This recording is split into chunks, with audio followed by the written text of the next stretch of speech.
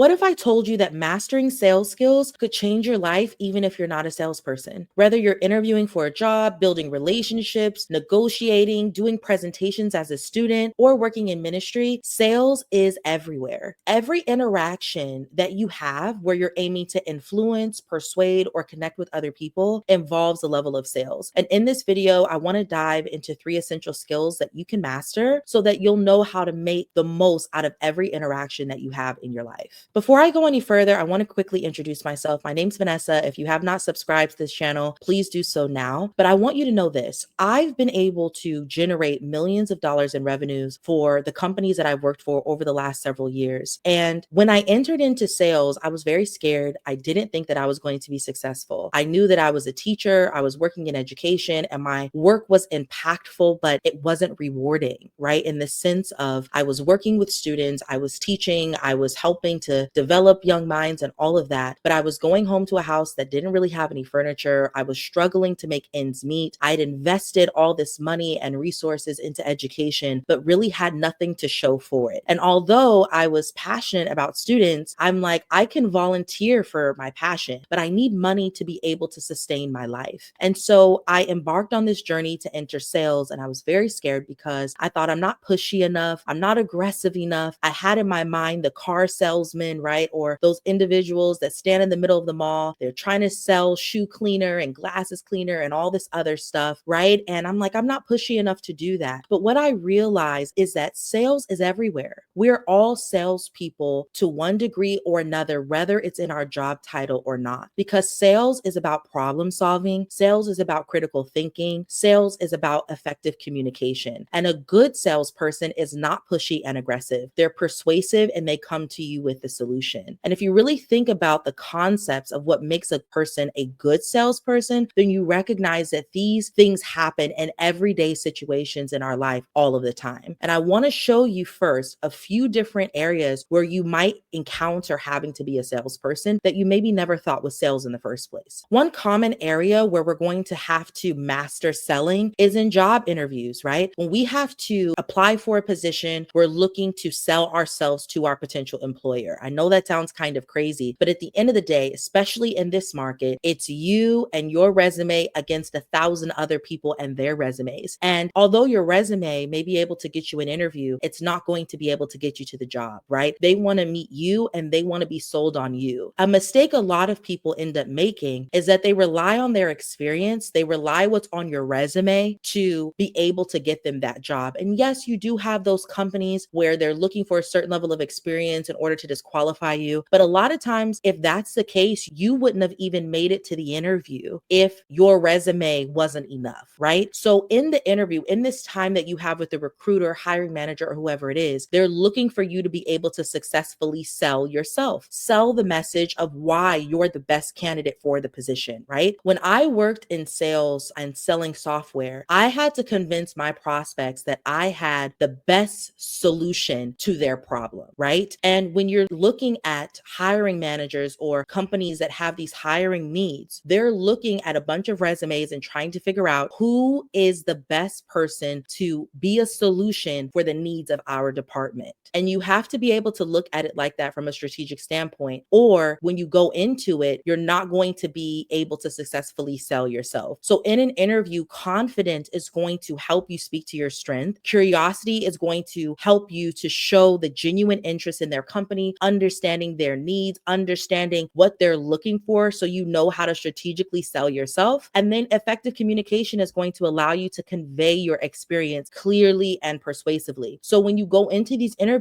if you see it as a sell, it's going to change your entire perspective. But even beyond interviews, even in social settings and networking, anytime where you're having to meet new people, you're going to have to build rapport with people, sharing what you do in a way that resonates, right? And being able to speak confidently, being able to be comfortable approaching new people, being able to lead with curiosity and ask questions, ask people what they do for a living, and be able to effectively communicate is going to ensure that whatever it is that you're saying and speaking about is clearly resonating and able to connect with the audience. But even in ministry, for those folks that are in ministry, whether you're a pastor or whether you're just a person that believes in Jesus and you want to evangelize, even that is a sell. And I'm not talking about people asking for money or anything like that. But as a believer, you experience Jesus, right? You you were able to come into the faith, but that came on the other side of an invitation. Someone was able to articulate and sell the message, right? That Jesus Christ is risen, that he's your savior, that if you're depressed, he's there to help you, that he is the hope of all creation, of all mankind, all of that. But being able to effectively communicate the message of Jesus Christ is indeed a sell, right? So we have so many people who are selling every day, whether you're even a student and you're having to make a presentation with your teacher, or you're having to present in front of your peers, let's say a customer service person, and you're trying to walk them through a technical issue, whatever it is, effective communication, problem solving, being able to say why whatever it is that you're offering is the best of the best, all is a part of sales. And it's things that we need to be able to master regardless of our job title. As I've been speaking, you might have heard three common words that I've been throwing around. That's confidence, curiosity, and effective communication. And that's because those are the three skills that you need to master as an individual to help you to be an effective salesperson, regardless of your job title. And I want to start off with confidence because this is arguably one of the most important aspects of being able to successfully sell. Confidence is not easy. I want to be very honest. A lot of us have experienced a lot of different things in our life. We know that we have strengths. We know that we have weaknesses. And I want to assure you that confidence is not an absence of weakness. Confidence is you being grounded in your strengths. Confidence is not about you having to fake it. It's about, again, you being grounded in your strengths and being able to communicate them in a way that invites other people to trust you. When I was selling software, it's not that our products didn't have any issues. It's not that our product was always better than the competitors, but in the things that we did that were great, in the aspects of our product that would solve a problem for them, you sell those things, right? You are grounded in the strengths of it, and you use that and leverage that to be a solution to the problem of the prospect that I was talking to. So a lot of people look at confidence and they think that that means that they need to reach a level of perfection in order to be able to speak confidently about things, or that they need to lie and they need to fake or present in a way that they're perfect, when in reality, confidence has nothing to do with that. In a sales role or any persuasion-based interaction, confidence is going to help keep you calm under pressure. It's going to help you to be certain about the value that you bring. And ultimately, when you're assured in yourself, others are assured in listening to your message. A lot of times we want people to buy into us and to invest in us when we haven't even bought into it ourselves. We want people to trust our product, trust what we're selling, or trust us when we don't even believe in ourselves. And ultimately, it's not the weaknesses or the areas in which you lack that makes a person not want to buy from you. It's the inability for you to communicate your strengths and the inability for you to trust the strengths that you have and for you to believe that you can be a solution for someone else's problem. So when you're preparing for an interview, or you're preparing for a presentation, or you are preparing for a sales call, being prepared is going to help you to build confidence. If you've never taken inventory of who you are, or inventory and what it is that you offer, inventory and what you're good at versus what you're not as great at, then you're not going to be able to communicate that thing. So preparation is one of the quickest ways to be able to build confidence, especially before you enter an interview, presentation, or whatever it is, right? You're able to speak with clarity and confidence when you know what you're talking about. It's also very important for you to replace your negative thoughts with positive ones. As a believer,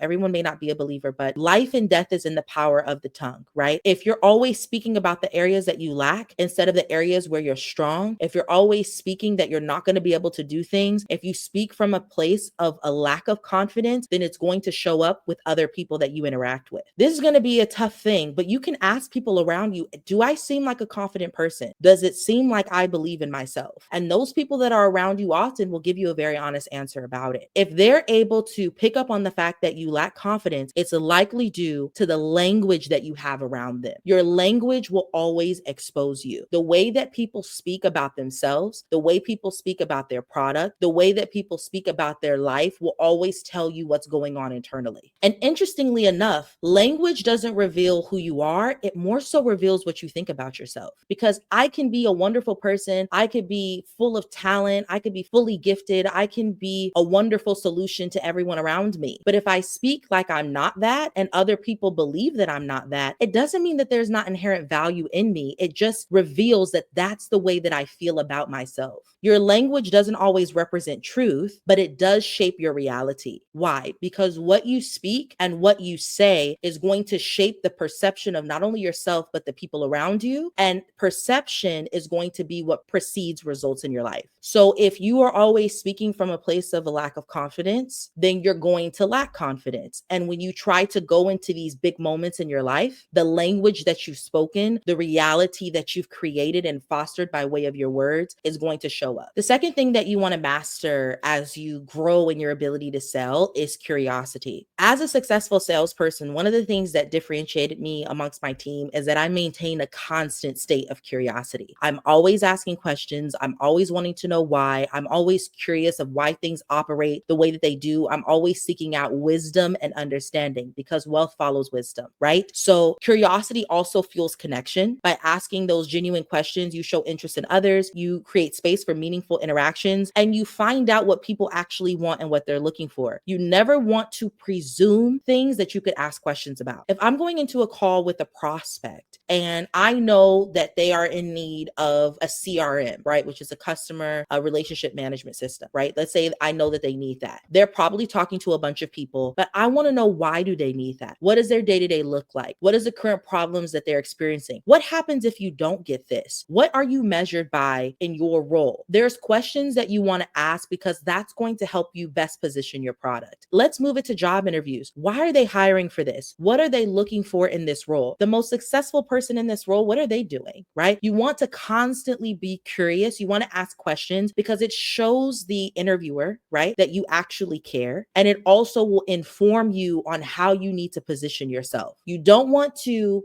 be all about the product. Just, okay, I'm just going to talk about my experience. I'm just going to talk about what I've done. I'm just going to talk about what I've accomplished. All those things are great, but you need to be able to tailor it to what the needs of that person are. And a lot of people miss it there because if you leave it to the person you're speaking to make the connections on your behalf, then a lot of times they may get them wrong. And then you're putting your destiny, your results, all of that in the hands of another person because you're not controlling the narrative. And in your life, whether you're a salesperson by title or you're a salesperson in the sense of sales as involved in what you do, which is everybody, you want to make sure that you're able to control that narrative. You control the narrative by being curious, by asking questions, making sure those questions are open-ended so that they allow space for context. You want to listen actively and you want to apply curiosity everywhere. Personal life, professional life, you want to know the why behind things, even when you receive objections, right? When I was a salesperson, someone would be like, no, I just want you to send me an email, or no, I'm not interested. Timing's not great for us right now. You want to ask why. What is the why behind their no? Why are they telling me no? Why are they objecting to me? Why don't they want to move me to the next stage? Sometimes at the end of the interview, I'll be like, are there any hesitations? If you didn't hire me today, what would be the reason why? Asking those types of questions open the door for you to be able to tackle the presumptions or assumptions that they've made head on. It takes you being a curious person to be able to overcome those types of challenges, rebuttals, and all those things that you're going to experience. But if you don't ask for the why, you can't overcome it because you don't know where it's coming from, right? The last thing is effective communication. You want to make sure that your message is clear and that it's compelling in everything that you do. The ability to effectively communicate is probably one of the most important things to be successful in any area of your life, because effective communication breeds understanding. If there is no understanding, it's going to be hard to be successful in your life. Effective communication also turns your ideas into actions, because without clarity, it's not really possible to get engagement. And without engagement, it's almost impossible to get results. So you want to make sure that you're able to effectively communicate a message. I may have the best product in the world, but if I cannot effectively communicate that to someone, it means nothing. I could be the hardest working sales rep out there. I could be getting a ton of interviews. I could get thousands of interviews. I may have the best experience, but if I am not able to effectively communicate whatever it is that I have to say, then that means that that person will not be able to receive it and they will not be able to perceive the value that I'm actually offering. This is important in general, even in personal relationships. Communication is key. Communication unlocks success, right? As long as it's effective. It's not really just about you being a hard worker, because I remember being in sales, I would outwork everybody on the team at one point. I would send the most emails, make the most phone calls. But if I cannot effectively communicate on these calls, if my emails are not good, if what I'm saying to people is not resonating, if I'm getting these interviews and I am not making any sense, if I have all these people in my church, but when I communicate to them, it's a deer in headlights, it's not making any sense to them, then ultimately it's like, yes, I've brought people to my table, but I'm not capitalizing on the moment because I don't know how to properly communicate. Investing in effective communication and learning how to do it is imperative. One of the things I would do on interviews is ask myself questions, record it on a voice memo, listen to it back. You'll hear a lot in there. You'll know how you sound, if it was good, if it was bad, what could have been better. Also, practice storytelling, right? Practice talking, use simple language, avoid jargon and overly complicated terms. If a third grader can't understand, this is what my mentors taught me. If a third grader can't understand it, it's probably too complicated. Be concise, be clear, keep it simple. So to summarize, sales is an everyday life. You being able to master these sales skills, being confidence, curiosity, and effective communication is going to help you to make the most out of your life, make the most out of your relationships, and make the most out of every opportunity that is ever presented to you. Being a salesperson or being effective in sales has nothing to do with your job title. It has to do with you being able to effectively convey a message to reach the outcome that you need for yourself, right? And the outcome that you want for the other person on the other side of whatever interaction it is that you're having. I hope that this video has been helpful to you. If it has, please subscribe, please comment, tell me your thoughts, tell me if it was helpful for you, or if it wasn't, tell me what you want to see next. I'm really, really excited for this journey that we are having on YouTube, and I'll see you in the next video.